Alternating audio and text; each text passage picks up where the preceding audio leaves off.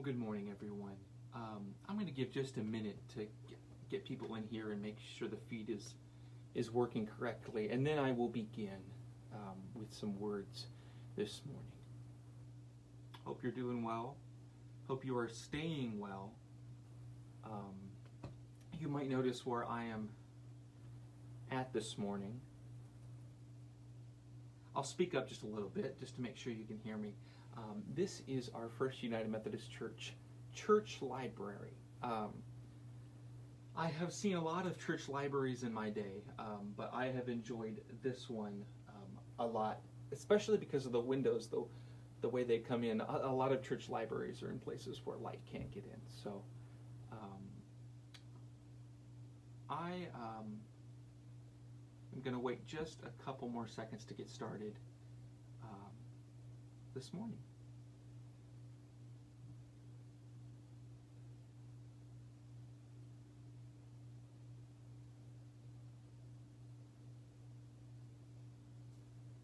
All right. Well, I know people will watch this back as they have a chance to, so I'm going to go ahead and get started. And give me 1 second to do that.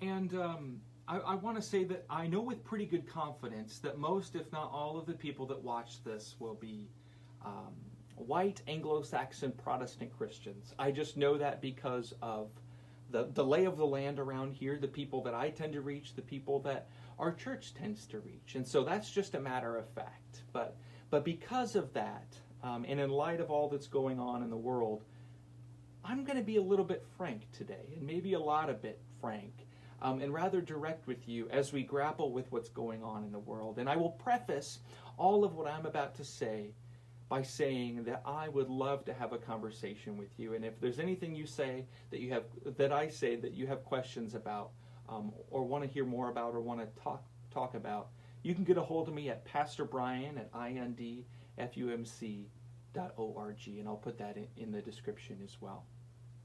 But as you well know by now, our country is, I think it's safe to say, in turmoil. And 2020 will go down in the history books as a year not forgotten, with a global pandemic, an economic downturn, and now a visceral national response to 400 years of institutional racism. A pot which has boiled over at the tragic death, and now as the state has charged, murder of an unarmed black man, George Floyd, by police in Minneapolis. And so we have seen the pain response to this as people of color and their allies have made manifest in nearly every city in America, and even in many towns in America. There is righteous anger, there is distress, and there is hope of a new day in this nation. And so, as I said, knowing my audience, I want to talk this morning about how we as white Christians can respond to all that's going on. I have tried my best to listen to some of those responses especially from those in the black community, about how we as white folk can respond. And here are some of my thoughts and meditations. Some of you might hear that intro about what I was going to talk about this morning and think, oh no, not again. Why does everything have to be political? Why does everything have to be so complicated? Why can't we just love one another? Isn't it that simple? And I want to say to that first, I hear you. I hear you. I think love is needed so deeply in this world. It breaks my heart to see all of this unrest. But friends, let me also say this.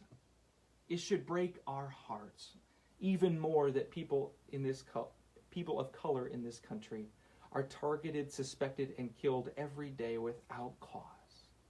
It should break our hearts that even though we as white folk tend to think we live in a progressive country that's achieved justice, the rights fought for during the civil rights era have done not much to stem the tide of institutional racism in this country.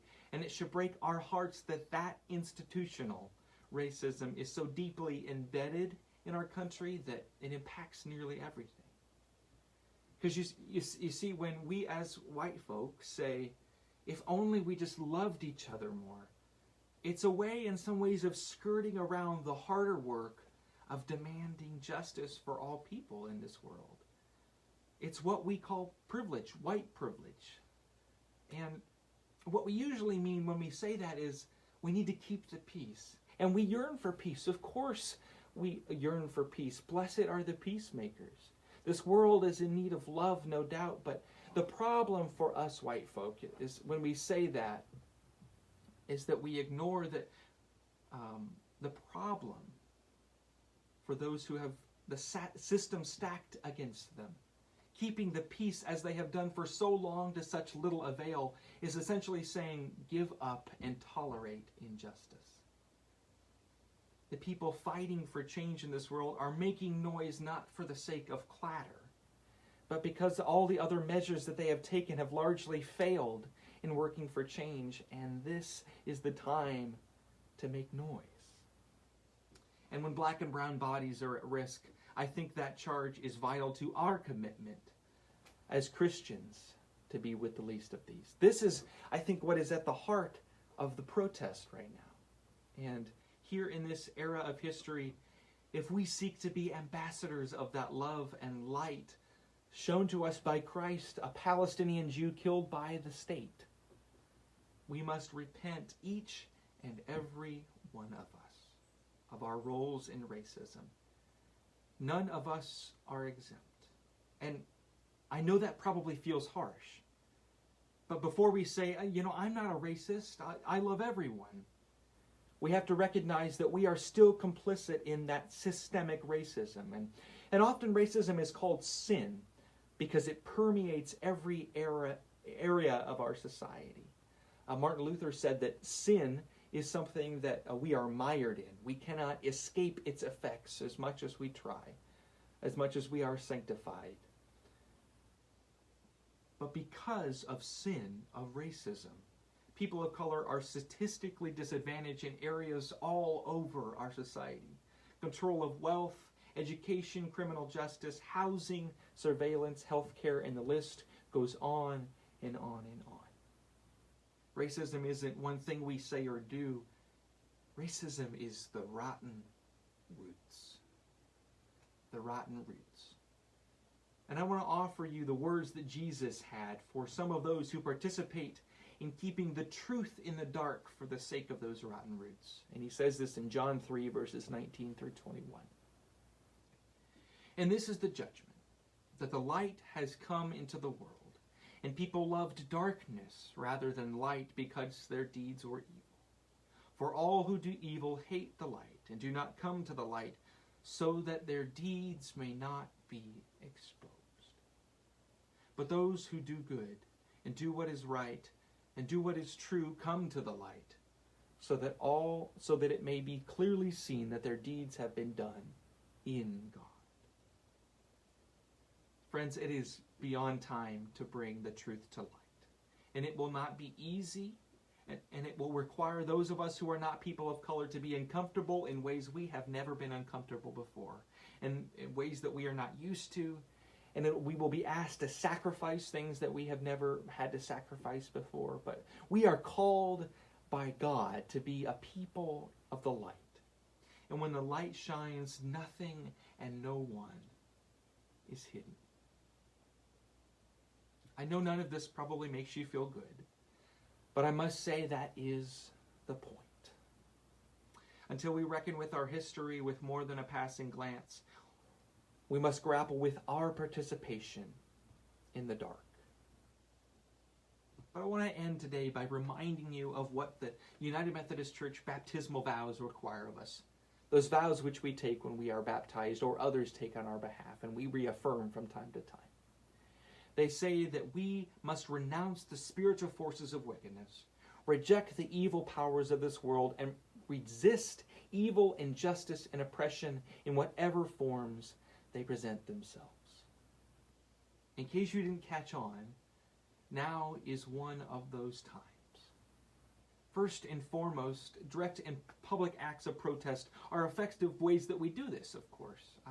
But knowing that we are in a global pandemic and knowing that many of you are not able medically to be able to get out and be in the streets in close proximity with others, I'm going to post in the comment section of this video a list of 26 ways to be in the struggle beyond the streets, which offers ways that we in our communities can be repenting, can help to stem the tide, and can engage in this act of liberation beyond direct protest, which I encourage you to do if you are able.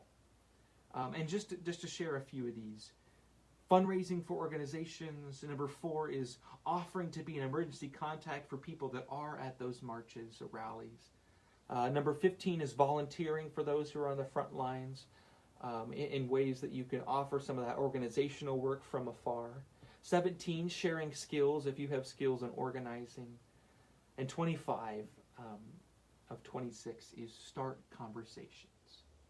Start conversations about race, something that is so hard to do but so important in this time. Well, friends, I know I have talked at pretty good length this morning, and you may feel talked at, but I did not share any of this just to make your heart feel heavy. I share this because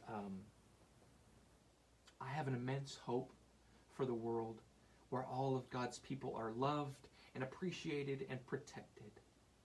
And this was Christ's vision, and I think so it should be ours. And so with that, seeing some of the comments of your hearts breaking, I'm with you. We should be convicted in these days, but we should also have hope of God's peace, which will one day envelop all of us. Let us engage in this important work of bringing people together and loving all people. God be with you, and it's so great to see you this day. Take care.